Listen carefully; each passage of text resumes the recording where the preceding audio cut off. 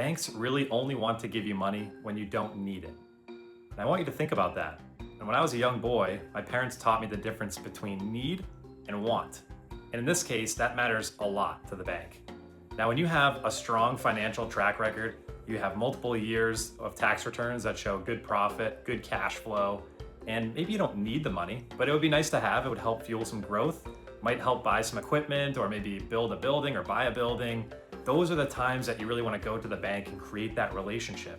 Get them on your side, get them understanding your business and seeing you succeed. Even if you don't need that money, it's a good time to create that relationship and maybe open up some lines of credit and just prove your credit worthiness to the bank. What you don't want to do as a business owner is have a tough quarter or maybe a tough couple of quarters or a few quarters and then go to the bank and initiate that relationship and say, I really need some financing, I'm in a tough position. They do not want to become equity investors in your business. They want to lend to you. And banks are always balancing risk and return. Now, when they meet you for the first time and you're in those dire straits and you really need the money, they're very averse to working with you as a business owner. What they want to see is that proven track record of historical success, and they want to lend to you based on knowing that they'll get their money back, plus interest, what's in it for them.